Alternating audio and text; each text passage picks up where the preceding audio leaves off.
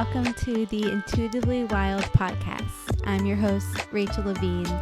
Living intuitively wild is about coming back home to ourselves. Here, we talk about how to live connected to ourselves, others, and nature, and make a commitment to radical authenticity, vulnerability, and acceptance.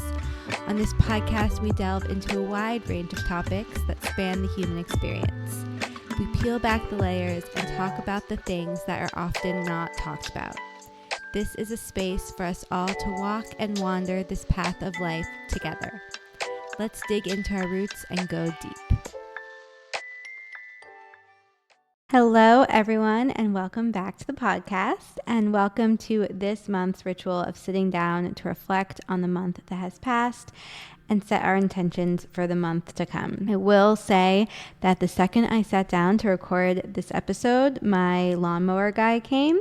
So hopefully that you will not hear that. I did try to use my headphones, but they weren't hooking up to my mic, and this is the only time I have to record this episode. So here we are. We're rolling with it. It's imperfect and messy, and that's part of it. That's part of the brand. There really is something I'm leaning into, is that honestly, as long as, the sound quality is okay, I love taking in podcasts or videos or anything from people that is just real and authentic and isn't overly edited or perfected and overly produced. And so I want to practice that myself and to honor that is life. And I also, it's part of you guys kind of being in this experience with me. It's part of us having this person-to-person, heart-to-heart conversation, and not just me speaking as an authority to random people who are listening. I really want it to feel like us having a conversation together and being in community together, being in ceremony together. And so I hope that that's how it feels. I also hope Theo doesn't bark, because that's what he does when people get too close to the house. So fingers crossed this all goes well. And I'm also going to try to, like last month, not edit this too much or at all. I didn't edit last month at all, which was an interesting challenge for me. And I'm going to try to do that again this month. If you want to watch this on YouTube, I highly recommend. You can see more of the behind the scenes. But I'm just really grateful to be here with you guys. And I cannot believe that May is over. I always try to, record these episodes as late as I can so that they encompass the whole month and feel really in the moment and embodied. But this month especially, I kept waiting until the last moment because it didn't even feel like the month was over. Like, I really can't wrap my head around the fact that May is over and that it happened. I don't know quite why that is. Maybe because there were so many things that I thought I might have more clarity on, or that might have been announced or come to fruition this month, that I pushed off for one reason or another. If you listened to last month's episode, you might know what I'm referring to. If you didn't, I will say that in last month, I soft launched the fact that I'm opening a physical space for Intuitively Wild in upstate New York in High Falls. And I didn't really go into many details about that. And I don't feel ready to do so yet, even though I definitely really believe that I am announcing it fully this month, along with the rebranding that I've done and a new Substack series documenting the rest of the process, which I'm so excited about. But I don't know, I guess because I haven't fully announced it, it doesn't feel fully real yet. It's really taking a long time to hit me. I think once the branding is all done and I put it out there, it will feel real. Especially I've connected with an interior designer who I'm really excited to work with, and she's going to help me bring this to life. So I think that will really help as well. But it's going to be a huge life change for me, a huge shift. And maybe because it hasn't felt tangible yet, even though, I've been in the space, I've been there, I've created the schedule, and there's been so much already done to prepare, it doesn't feel quite real yet. And so I don't feel ready to go into all the details, but I will say that it's just going to be a home for Intuitively Wild, for us all to create intentional, intuitive living in our everyday life and to do so together in ceremony and ritual.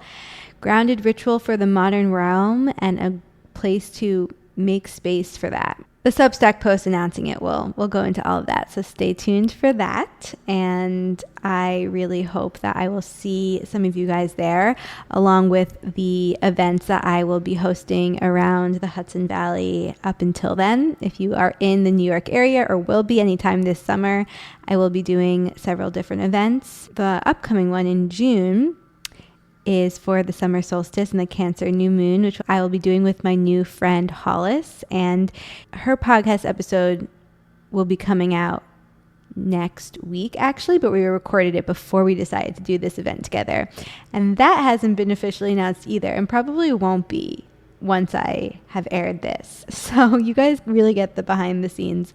But I'm so excited to host that event with her and for the other events coming up in July and all the things to come. It's very exciting, also very terrifying. And creating these events and putting myself and my business out into the world more has been such a learning and growth process for me. It's been wildly uncomfortable and very outside my comfort zone. My comfort zone is kind of staying more inward and really embodying my Scorpio rising and doing my own thing and not revealing a lot of myself. And so my business time and time again has forced me to bump up against that, and this iteration of it more so than ever.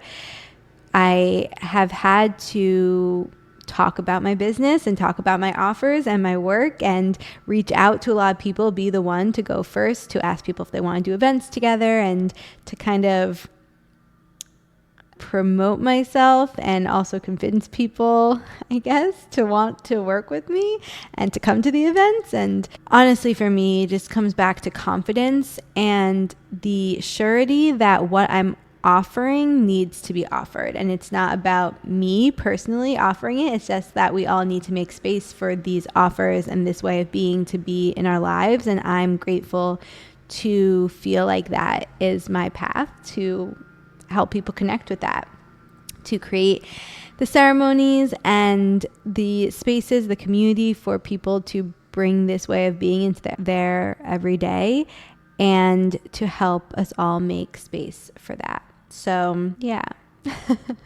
which kind of leads me perfectly into my May reflections. Let me get my notes up here. And I really hope that you all take this as a moment to reflect on your own month that is closing. Each month we have a really beautiful opportunity to reflect and set our intentions and gain clarity on and confidence in where we've been and who we are now and where we're going. That's why reflection is so important. It allows us to process what's happened and really integrate it and embody it, and then be with who we are now and move forward with clarity, with confidence, knowing who we are, knowing we are capable to step towards our desires and move towards that future. And again, gain clarity on what we want in the future as who we are now, and knowing that we're not acting from a past version of ourselves or anything that might deter us from creating a life that is truly ours and truly for our greatest, most authentic selves. I mean, these words have become too overused, but it's very true. So let's get into some of my reflections from May. Okay. Don't let something that disappointed you become something that defeats you. I have had moments this month where things didn't go as I wanted them to, or it felt very frustrating, like I was pushing a boulder up a hill and failing and falling, flailing.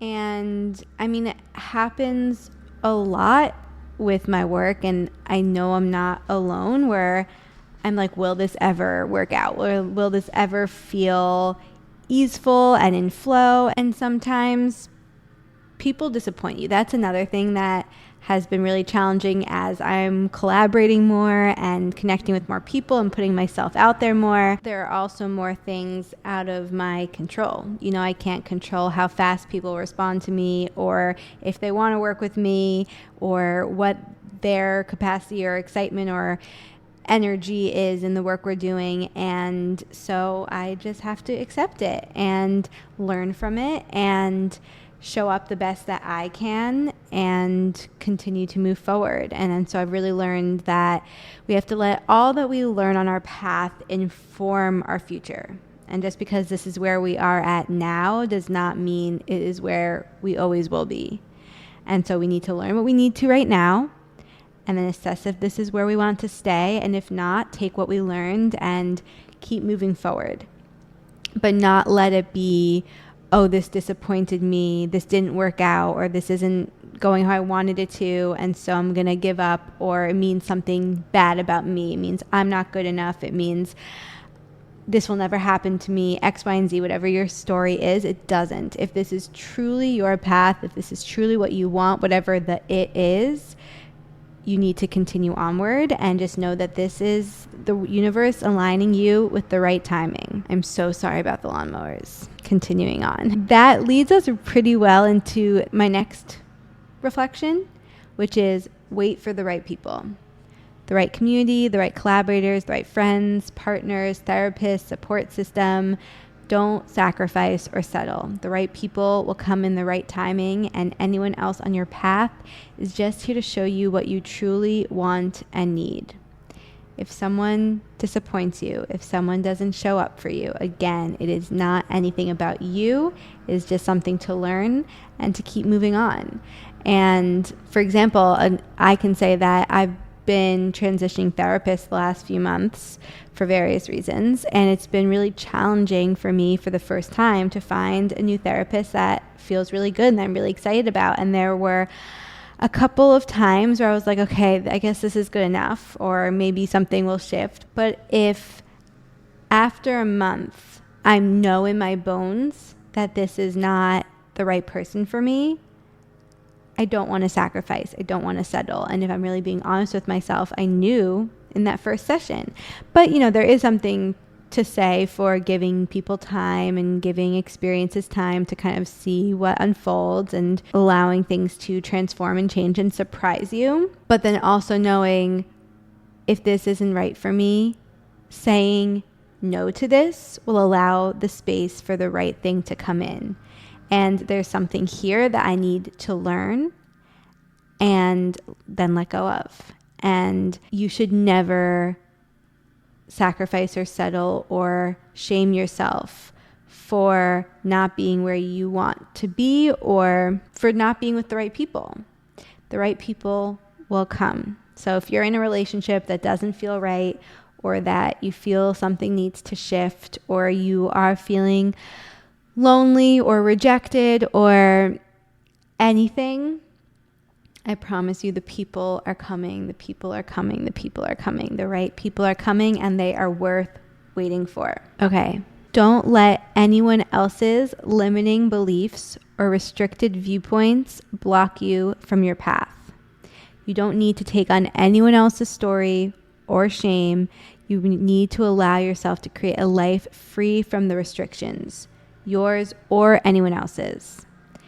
If someone judges or diminishes your ideas, your goals, your desires, that tells you about their restrictions and their inner world, and not about your capacity to embody and claim your desires, not about the reality of what is going to happen in your life. It doesn't mean that you should start to turn against yourself or shut down what you want or start to take on their limiting views. You being aware of their projections and their conditioned beliefs is even more evidence that it's time for you to let it go. And so if someone is judging you or critiquing you or doing anything that's making you feel more boxed in and rigid and stuck in a past version of yourself, that's pointing to the other person.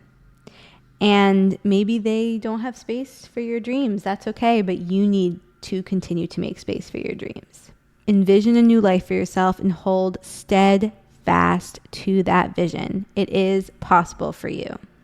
And sometimes it is important to be picky with who you share with. That's sometimes why it takes me a while to share things and to wait until I'm really processed in it, I'm really grounded in it and confident in it, so that I know I can speak freely and openly about it without anyone else's projections, judgments, limiting beliefs, X, Y, and Z get in the way. And that can be really hard sometimes. Like sometimes I'll speak about what I'm doing or share pieces here and there, and people won't understand it, or they'll be like, oh my God, that's going to be so hard. Or an in-person space, everything's going online now. That's never going to work. Or whatever people say.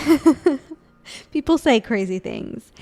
And I have to be like, okay, that's an interesting story that you have, or I'm sure that's true for you, or I know what I need to do. I know what's right for me. And staying true to that and finding the people who can believe in you and support you, because it's also been so important for me when my own limiting beliefs and my own fears and anxieties and other people's is clouding my vision. And I have moments where like I am like, this is never going to work. This is never going to happen. And to have the people I can say that to and be like, no, it is going to happen, and you have to keep going, and you're going to be okay, and it's going to work out. And I had to even say to my mom, never tell me not to do this. Like, never support my fears. I need you, if I'm having moments of doubt, to never support that. And that's been really important for me. Okay, my last reflection. Anxiety can keep us paralyzed, at war with ourselves and whatever the future may hold.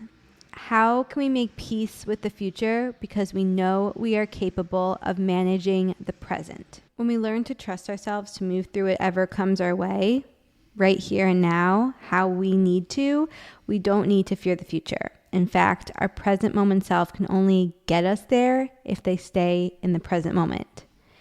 If we're constantly afraid of the future, we're never going to get to the future.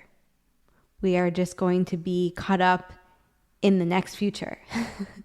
And we're never going to take the actions that will allow us to have the fullest embodiment of the future we want, because we're so caught up in the fear and the anxiety and the what ifs. So we really need to allow us to be present and to trust ourselves. Our life, I really believe this, our life was custom made for us. Nothing that will come your way is something that you can't handle. And if you do end up having a breakdown or feels like your world is crumbling and you can't handle it, that is showing you that you need to build a stronger foundation. And it's showing you that you need to build up the tools and the support system and all the practices to be able to have the capacity to hold it differently in the future. But it doesn't mean that you failed or that you're dying or that anything bad is happening. It's just revealing to you what work needs to be done right now. It's just another part of your path. And so we really need to be present with our present moment and to really ask ourselves, do I trust myself to handle my life? And if the answer is no, or if you feel anxiety coming up in certain times and you feel like you're not going to be able to hold that, ask yourself, what do I need to do in order to build this trusting relationship with myself? Okay. June intentions, straight from my journal to the podcast. Here's the energy we're going for. Flirty, playful, fun, and confident. The embodiment of summertime energy. I have never wanted a summer more than I do in this moment. I am so ready for such a hardcore summer. Allowing for seasonal living is not only about leaning into wintering and allowing myself to soften and slow down in winter. It's about embracing all the seasons and really sucking all the joy I possibly can out of every season. And so, man, I am ready to be summertime Rachel, to just be in the sunshine and be in that energy and not to get caught up in the overproductivity and burn myself out and anything along those lines. but to really be in the joy, to really be in the play and the fun, and yeah, to flirt with life a little. I'm really excited and I really, really need it. I also desperately need sunshine. May had so much rain and it brought us lots of luscious flowers and some good inwards energy, but I'm ready for the sunshine and I will not take it for granted. Let me tell you that. Okay. Other energy we're going for: focused, clear, courageous, GSD, which it means get shit done in my confident entrepreneur boss era. And for me, that just means being confident about my work, sharing about it, speaking about it, and speaking with clarity and conviction and confidence, and owning who I am and what I'm doing, and taking the actions that I need to get me to where I want to go. And I'm ready for that. I'm ready for that. And I don't want to apologize for it. I don't want to hold myself back. I don't want to feel insecure. I don't want to worry about what other people are thinking or how they're judging it or how they're perceiving it, and to just be confident that I know what I'm doing. I know what steps to take, and I'm going to do them. I'm going to take them. And I'm going to do it with confidence. Energy number 3, soft, steady, connected. The seer, knower, intuitive. Really connected to myself. Really, I mean, that is the foundation. Really, that's what will allow me to show up in all the other ways that I want to with confidence, to be at ease within myself. And yeah, I think that one kind of speaks for itself. Okay, words to hold on to: acceptance and action, aka not fighting what is right now and also moving forward with faith. Commitment and communication, aka owning and expressing what I want, devoting myself to it, and reaching out for support. Softness and surety, aka allowing for a sense of ease and safety in my life while also moving with confidence and self-assuredness. And from those, I created some intentions to repeat to myself. And they are: I own my desires, my pleasure, my excitement with clarity and confidence. I trust my present moment. I am capable of handling what is in front of me. It is safe to stay and slow down here. I am open and ready to receive the relationships and support I desire. I communicate with clarity, confidence, and conviction. I speak my mind with integrity and intention. I slow down and all gets done. It is safe to be soft. I embrace a life of presence. I move at the speed of presence. I'm curious as I say these what they bring up for you, if anything, if any of them feel resonant or like they hit a note for you that you want to sit with. But really, I hope that this helps you make the space to come to your own reflections and intentions. So what are your reflections for May and intentions for June? Some questions to sit with. And these are all written out and on the Substack that came out on Monday. So I will link that below. But questions to sit with. What did May reveal to you? What disappointed you? What frustrated you? What excited you? What fulfilled you? What brought you hope? What fell away? What new came into your life? What was the overarching energy or theme of your month? What needs to shift and change? What are you hoping comes to fruition in June? When the month ends, what is one thing you want to look back on and have or know or feel or be? And what is one action step you can take daily in order to move towards that? What are your true desires for the month ahead? How do you want to feel? How do you want to show up in your life? And it's okay if your intentions feel far away or if the thought of them scares you. even the process of gaining clarity on and admitting to ourselves our deepest desires and owning that moves us closer to them. And if you need to, start there, and the action will come in time. I only hope you allow yourself to be radically honest with yourself. Don't hold back. And so here's to June, a month of what I hope will be summertime sunshine, both literally and energetically. And I think I'll leave it there.